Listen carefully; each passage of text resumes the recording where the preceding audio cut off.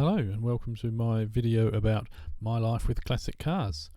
My first car I purchased over 30 years ago was an MG. It was 25 years old at the time, so it sort of qualified as a classic then, and I still own it, and I've always owned classic cars, usually multiple ones at a time.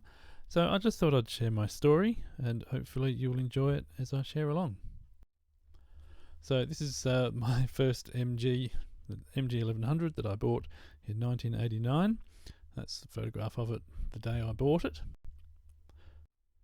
And I restored that car and drove it around quite a lot. I've done about 30,000 miles in that car.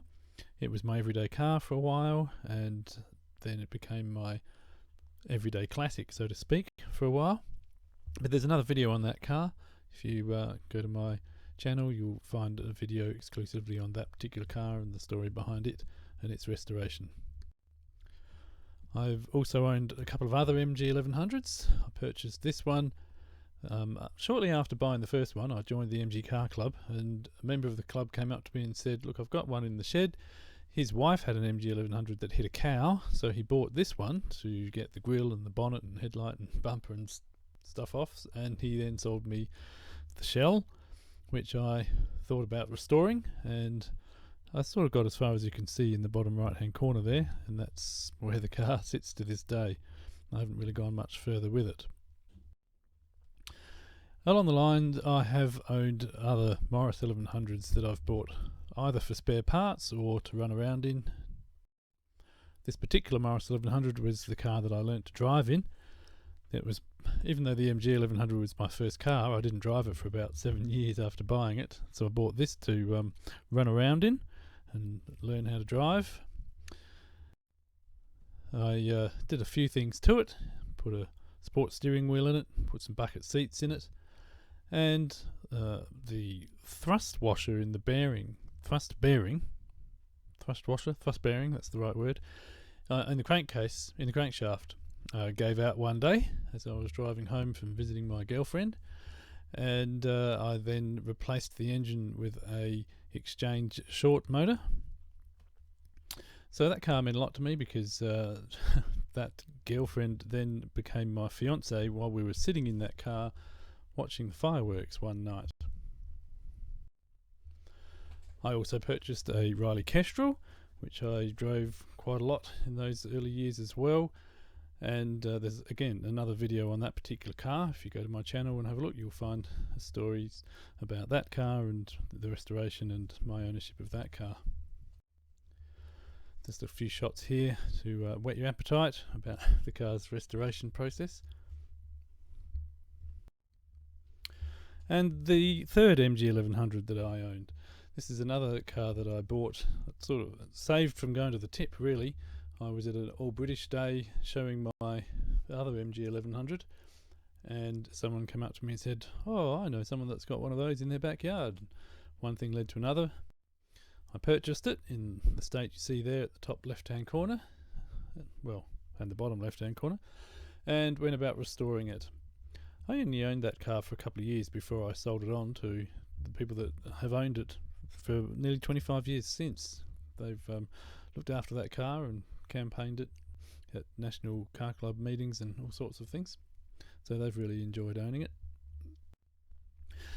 And another Morris 1100 that I owned, again someone found out that I was into these things and said, oh, I know someone that's got one, and turns out the guy that I bought this off, it was a one elderly owner kind of car. His auntie bought it new, and she sold it to him, and he recklessly went over a level crossing a bit too fast, and as you can see, put a hole in the sump. So it was originally executive grey, but this particular car, my wife decided that it would be a good idea for her to have some say in what we did to it cosmetically, so we changed its colour to a sort of bright metallic blue, and did some work with the interior with some furry cat footprint seat covers and that sort of thing. And we drove that car around for quite a few years until the head gasket blew driving home one night, and I did a couple of things to repair it, but in the end sort of lost interest in the car and sold it on. I also owned a Wolseley 1300. Again, one thing led to another. Someone told me, I know someone that's got one of these. So I went and visited this guy, and sure enough, the car was for sale. He was the president of the Morris Club at the time.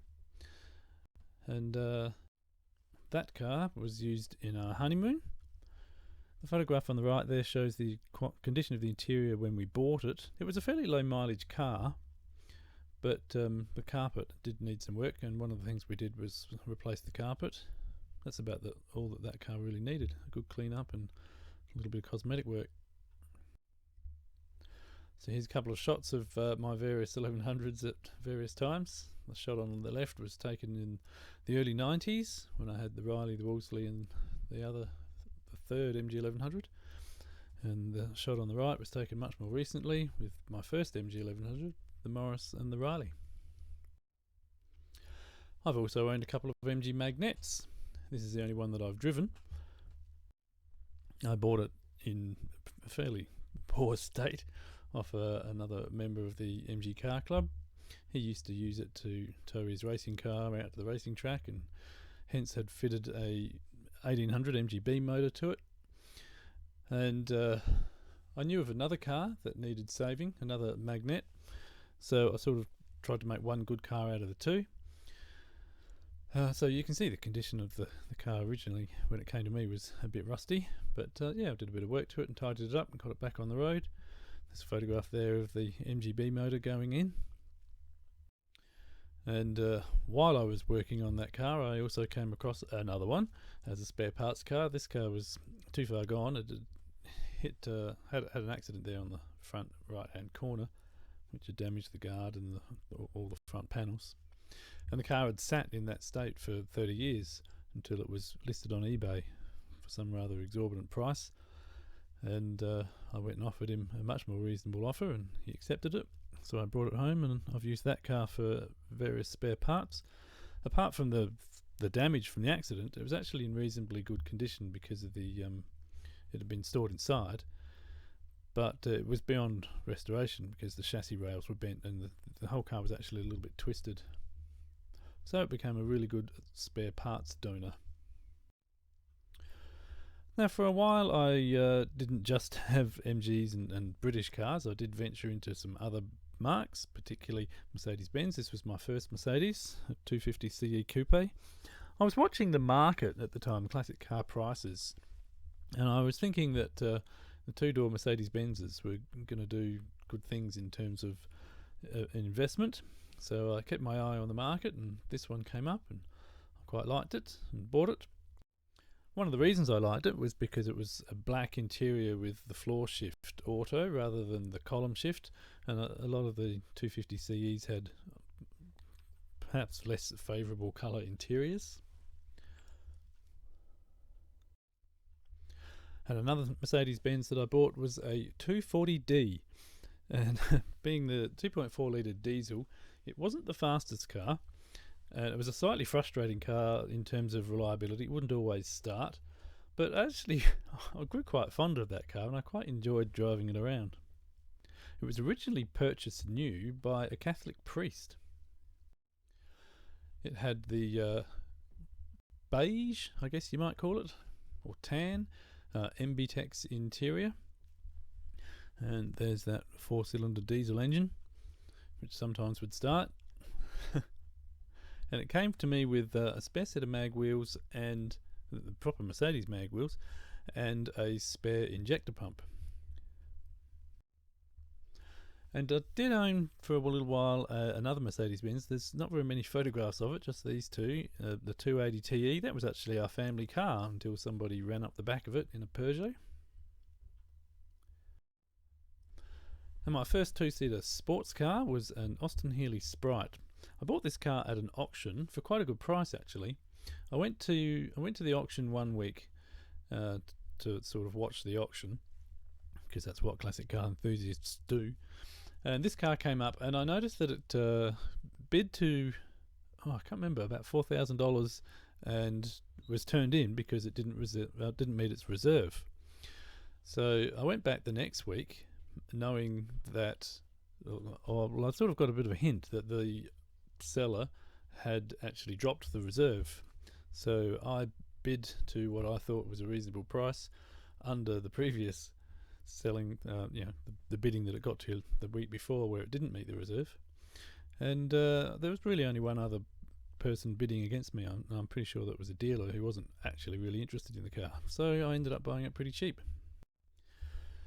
There was a couple of interesting features of this car. It had a rather ill-fitting hood, but I quite enjoyed it. Those side screens that are a bit funny and rattly sort of add to the character of the car. The one problem with the car is that it had been fitted with a non-original motor. The motor in it was actually out of a Morris Minor, but that didn't sort of reduce from the enjoyment of the car. It did make it a bit slow, but that's alright, it was still fun to drive. But that was followed with an MGB, which again I got fairly cheap, mainly because of the condition it was in. It looked pretty good with a bit of a polish and clean up, but when I originally bought it, it had a few dents in it and a bit of rust here and there. That photograph there is featuring the hardtop that I bought a little bit later to add on to it.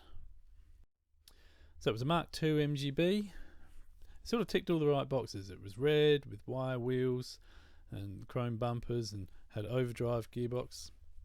So it sort of did all the right things that you want an MGB Roadster to do. But it also did the things you don't want them to do. Blew its head gasket and had some fairly serious rust in the sills and the floors.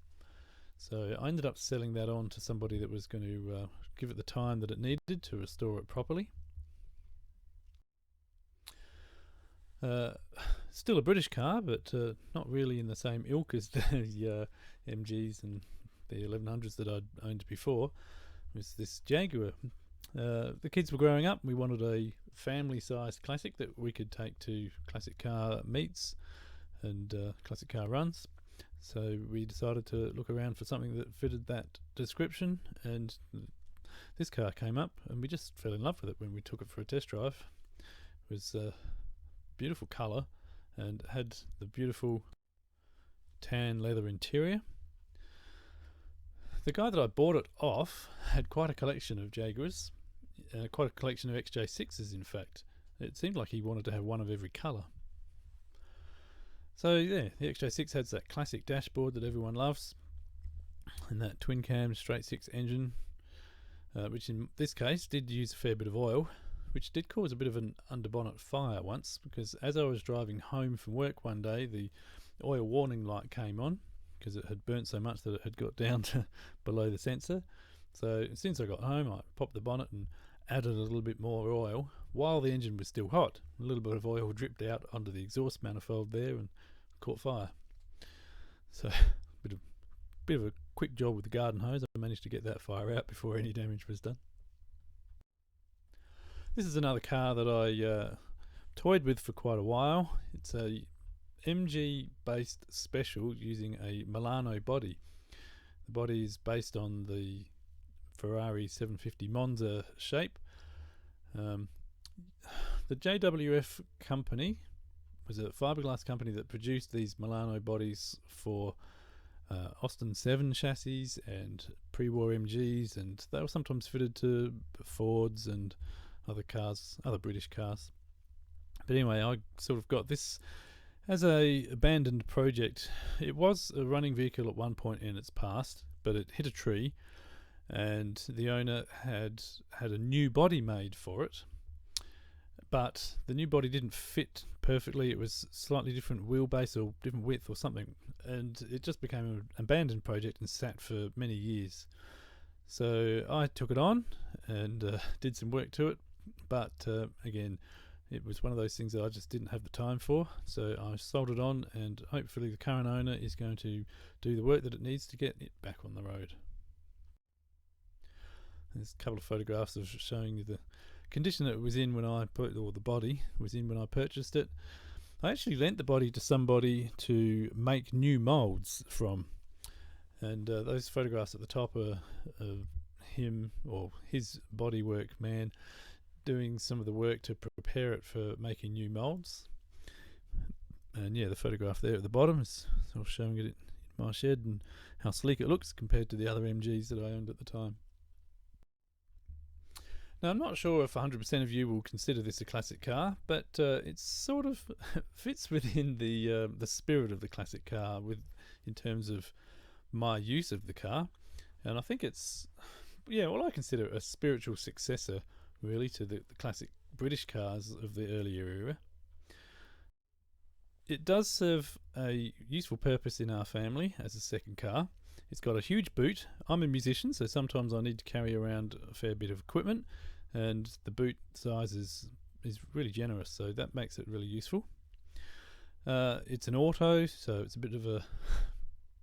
It's not really a sports car by any stretch of the imagination, but it just makes it a nice cruiser on the freeway to get around, and just a little bit more interesting than the family car. And the last classic car that I've purchased, the most recent one, is this MGF. It's a 2000 MGF Mark II. It's not the variable valve timing model or the Steptronic automatic gearbox thing. It's just the standard base model. But it's a great little car. It came to me in a fairly tired state cosmetically. So I got it at a reasonable price, and have just done a little bit of cosmetic work to it to get it up to standard. It hasn't needed any mechanical work at all, so I really enjoy driving it. I've purchased a hardtop for it, as you can see in the bottom right corner there, but seriously, I haven't actually used the hardtop since the day I purchased it. The hardtop was put on the car simply to drive home, and when I got home, took the hardtop off and haven't used it since. But it's getting close to winter now, so maybe I'll put it back on. Recently, the car clocked up a bit of a numerological mileage goal, 1, 2, 3, 4, 5, 6 on the odometer. So owning classic cars has of course meant that we've often taken the car, and often with the family, on picnics to classic car runs. This photograph was taken at one of the Beta Birdwood runs. So this is at the Birdwood Museum, the National Motor Museum here in the Adelaide Hills. And the cars, of course, are part of our family. They've been used in both of our children's weddings. Here's a photograph of me chauffeuring my daughter and her bridesmaid. I think the bridesmaid took the photograph on the day of her wedding. And that's the view that I wake up to in the mornings when I decide which car I'm going to take to work, or if I'm not going to go to work at all, just stay home and play with my cars.